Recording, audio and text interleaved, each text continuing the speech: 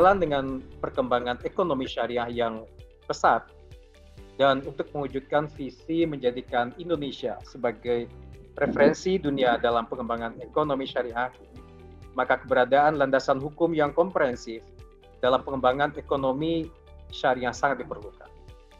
Oleh karena itu, rancangan undang-undang atau RUU Ekonomi Syariah yang sedang disusun perlu segera difinalisasi dan ditetapkan.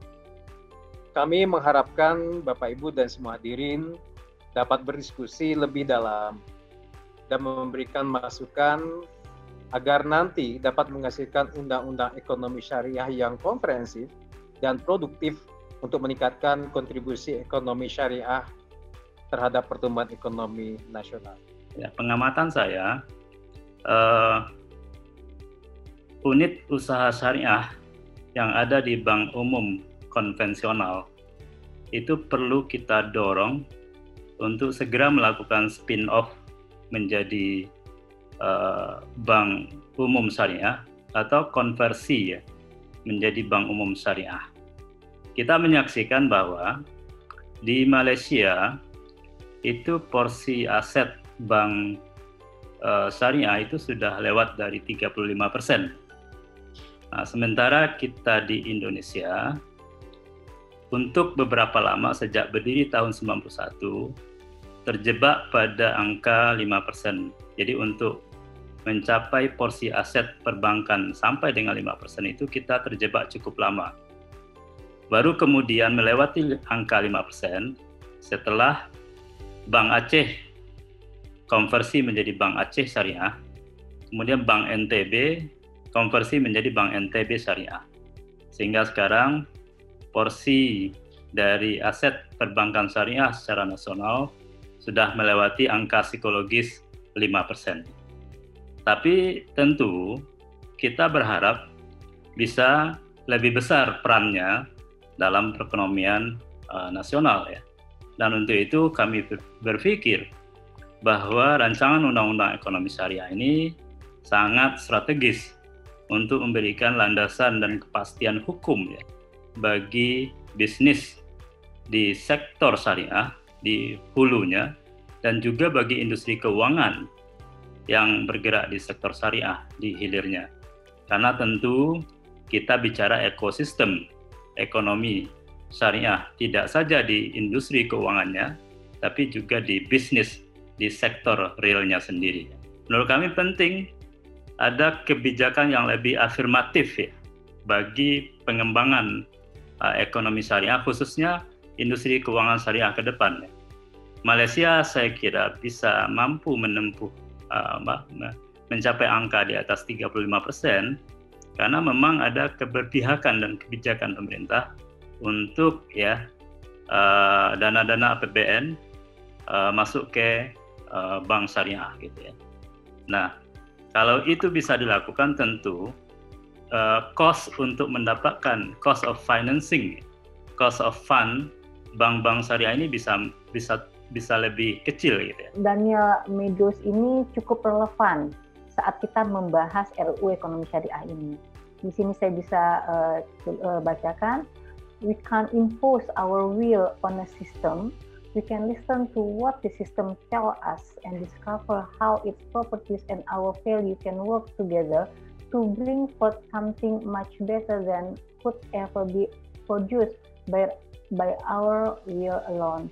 Maksudnya di sini kita tidak bisa memaksakan sesuatu terhadap satu sistem yang besar.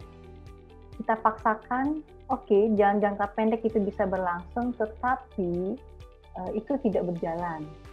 Kita harus bersama-sama membawa keinginan kita itu bisa diterima dan mampu memberikan impact. Urgensi RUU Ekonomi Syariah, sebelumnya kita tahu bahwa yang diinginkan itu adalah suatu RUU yang mampu menjadi payung, karena RUU Ekonomi Syariah di mana di bawahnya itu telah memayungi nantinya beberapa macam undang-undang. Nah, di sini kita lihat informasi terakhir bahwa akan ada RUU perubahan atas Undang-Undang Nomor 33 mengenai jaminan produk halal Ada RUU mengenai wakaf, ada RUU mengenai pengelolaan zakat, ada RUU mengenai pengelolaan keuangan haji, RUU mengenai destinasi wisata halal, dan ekonomi syariah ini juga diharapkan mampu memayungi RUU yang akan disahkan ini dan juga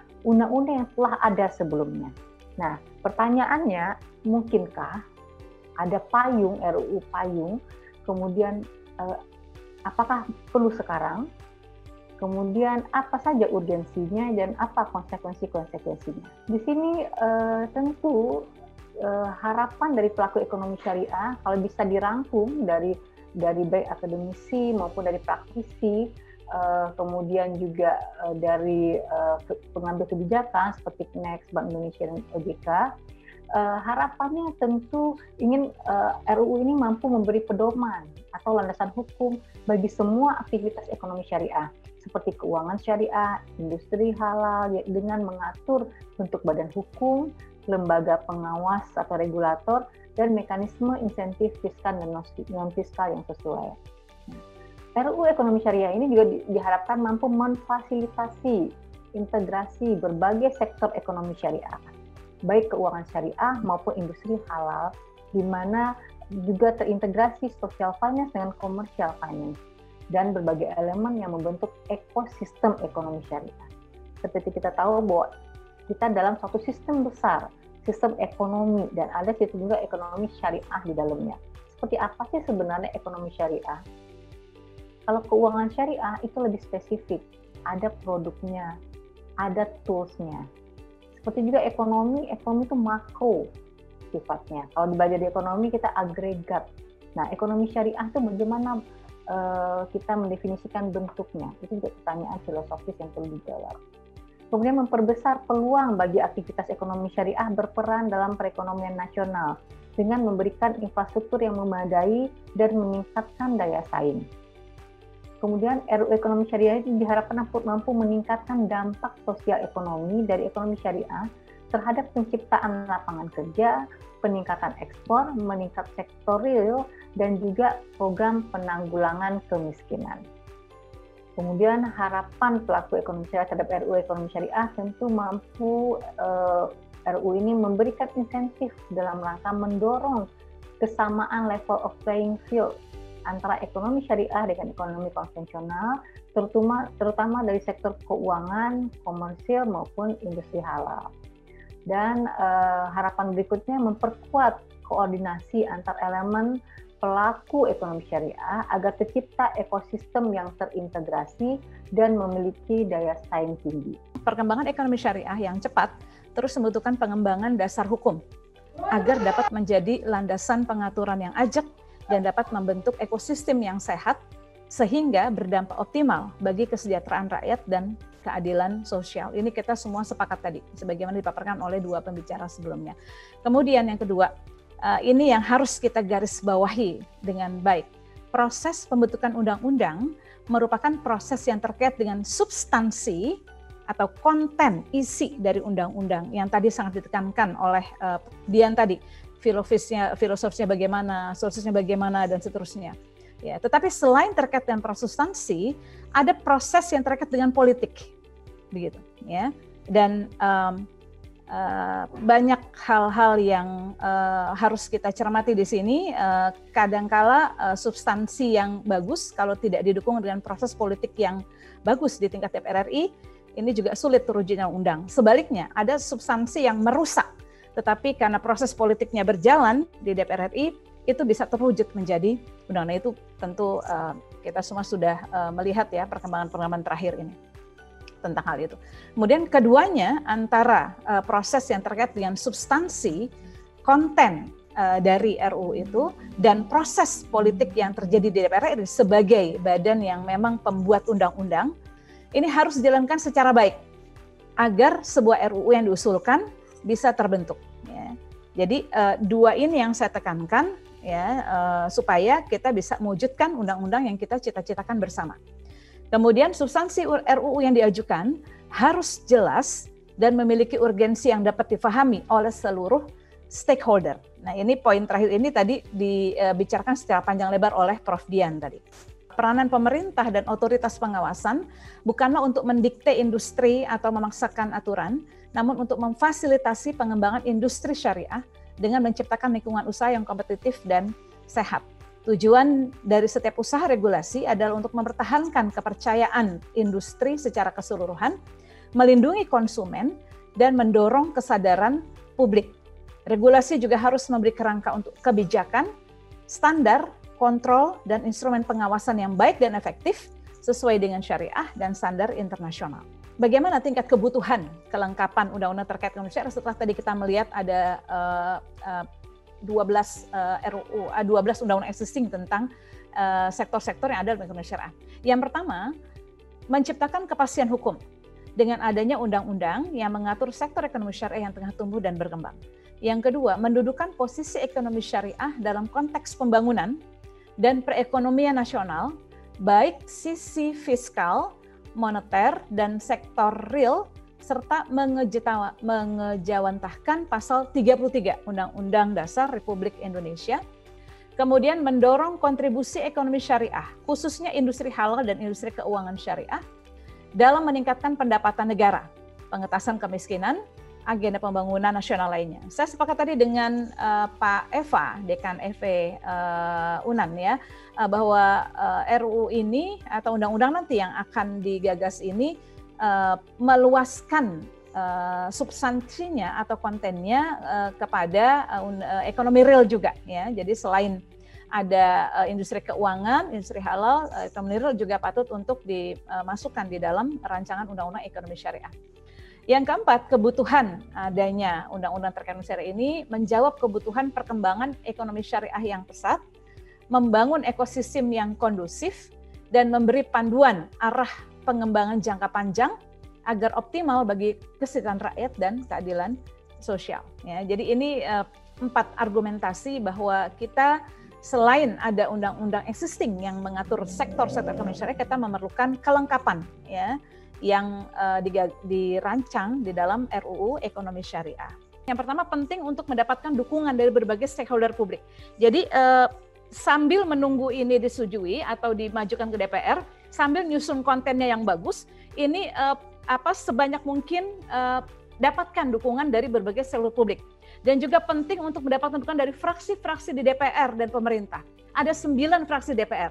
Semuanya terlibat di dalam pembahasan. Mereka akan mengirimkan wakil-wakilnya untuk membahas undang-undang ini yang ada di badan legislasi.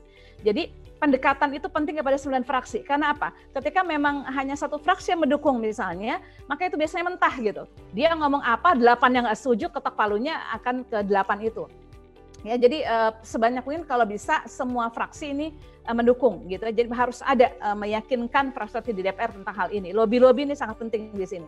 Kemudian mekanisme pembahasan RUU juga akan mengundang stakeholder dan pakar dalam RDPU, sehingga penting untuk membangun pemahaman bersama dengan asosiasi, lembaga, dan para pakar yang kemungkinan akan diundang dalam RDPU. Jadi RDPU itu mengundang pakar-pakar, jadi kalau bisa dibangun hubungan yang harmonis dengan mereka-mereka itu, nanti mereka juga akan bisa memberikan masukan kepada DPR, DPR bisa dengar dari kata-kata mereka itu.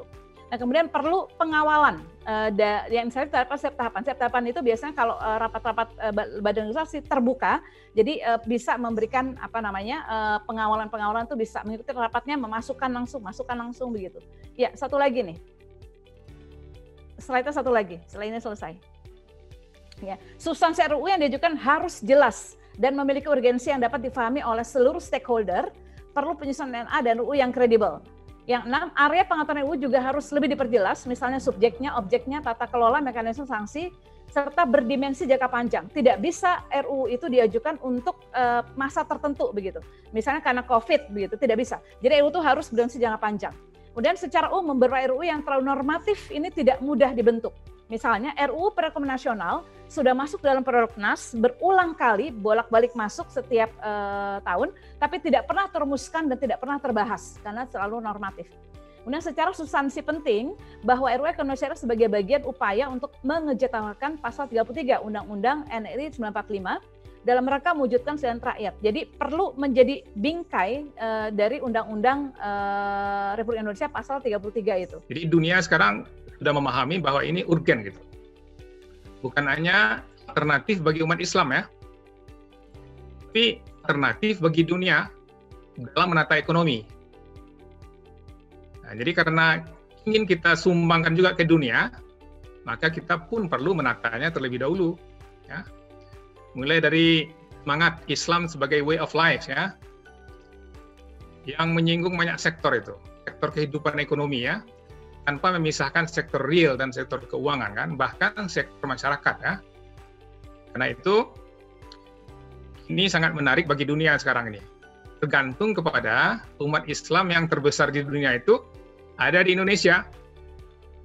Bagaimana kita meyakinkan dunia bahwa ini adalah objektif, ya, bahwa ini adalah solusi, gitu kan, dalam menghadapi tantangan ekonomi ke depan. Pertama, peran ekonomi syariah Indonesia sebagai sumber pertumbuhan ekonomi baru, ya, new source of economic growth, itu didukung oleh potensi besar, ya, prospek konsumsi masyarakat Muslim global, ya, dan global, ya, itu makin seleranya itu makin mengarah ke produk-produk halal itu. Dan pemenuhan kebutuhan domestik di berbagai sektor industri halal di dalam negeri. Yang kedua, pengembangan industri halal menjadi sumber pertumbuhan ekonomi berbagai negara.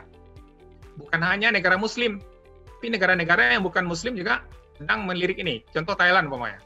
Karena Thailand juga ingin menarget pasar-pasar di the world Muslim economy. Potensi ekonomi syariah global memberi peluang besar bagi Indonesia untuk menjadi pemain utama. Menjadi pemain utama.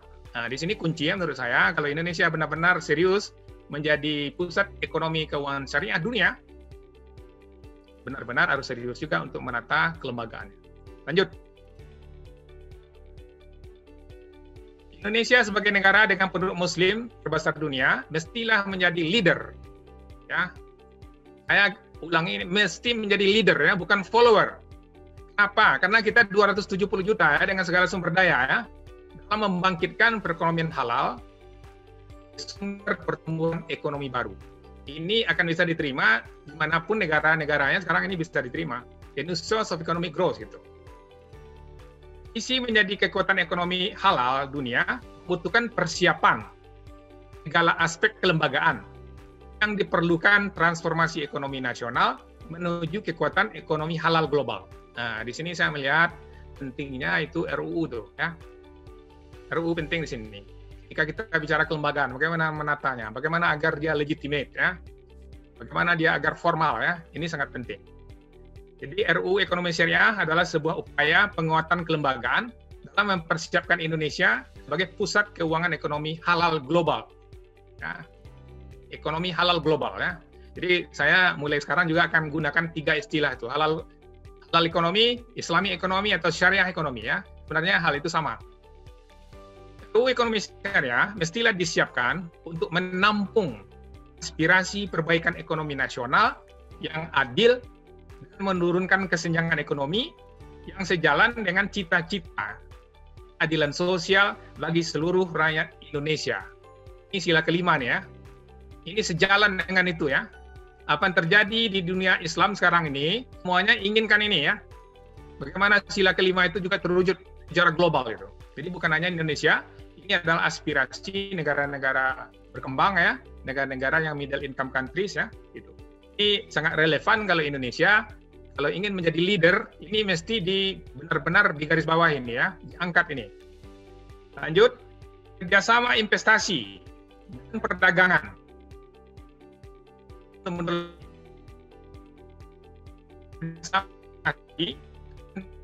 Antara negara OIC itu perlu kita tingkatkan, ya.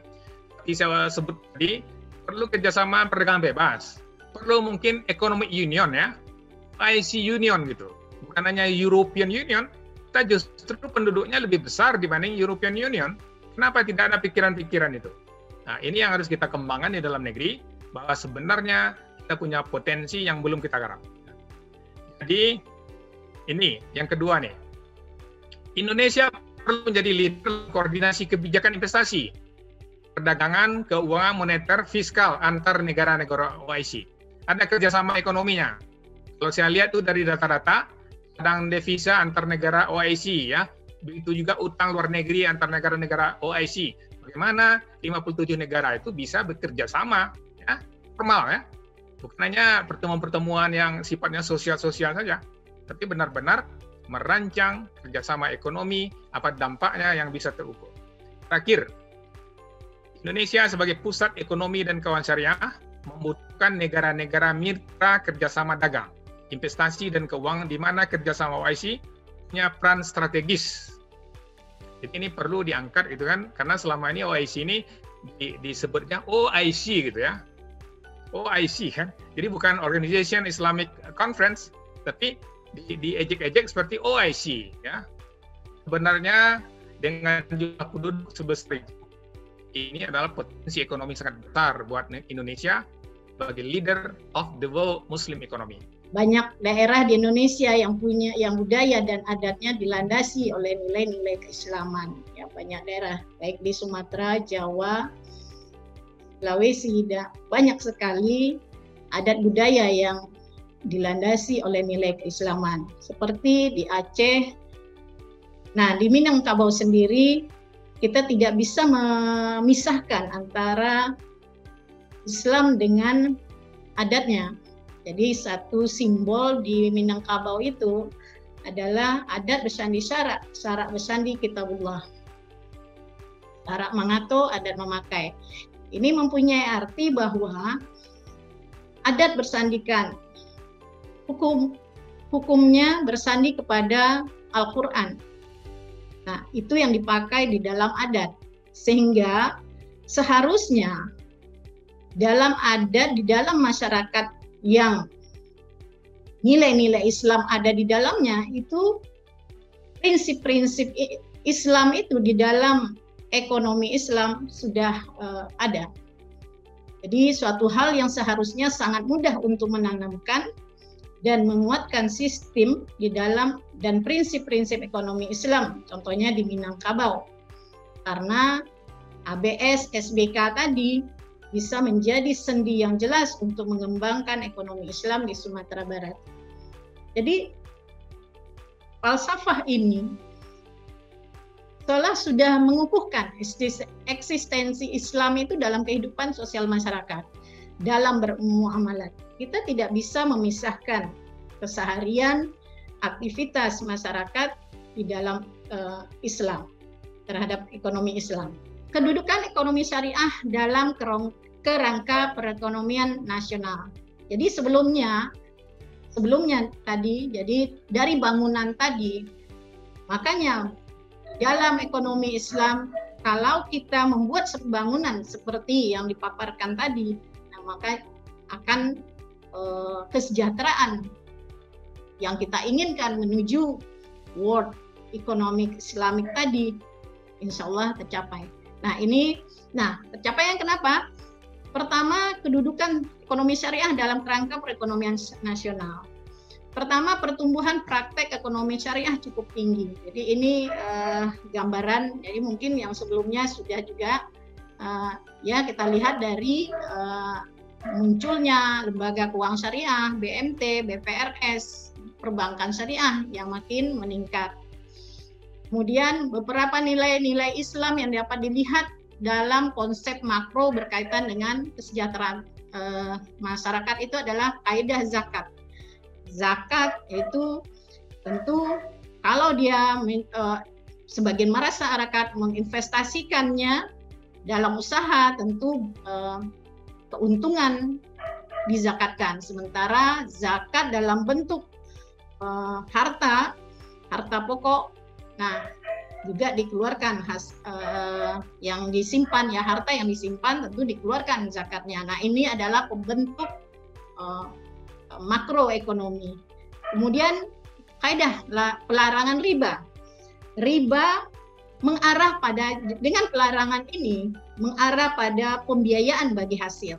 Jadi pembiayaan bagi hasil usaha yang real di sektor real itu juga mengarahkan keberanian usaha yang menghadapi risiko. Jadi sektornya adalah dengan adanya pelarangan riba ini akan berpindah kepada sektor real yang mengarahkan atau membuat kemajuan di dalam usaha dengan menghadapi risiko. Kemudian kaidah pelarangan judi dan maisir. pelarangan judi dan maisir itu juga mengarah pada pola usaha yang produktif, ya, tidak konsumtif. Jadi, sehingga itu juga membentuk tidak konsumtif, tidak yang produktif, sehingga membentuk juga ekonomi makro. Kemudian kaidah pelarangan gharar. Ya, gharar adalah transparansi dalam transaksi. Jadi jelas menghindari ketidakjelasan. Gharar adalah usaha-usaha untuk jelas usahanya yang dijalankan. Kemudian pada dimensi mikro lebih menekankan pada aspek profesionalisme dan kompetensi dari pelaksana keuangan syariah. Jadi karena memang saat ini keuangan syariah, jangan hanya keuangan syariah itu bermuka seperti bermuka dua, ya. Jadi di depannya dia syariah, di belakangnya tetap untung besar yang dipikirkan.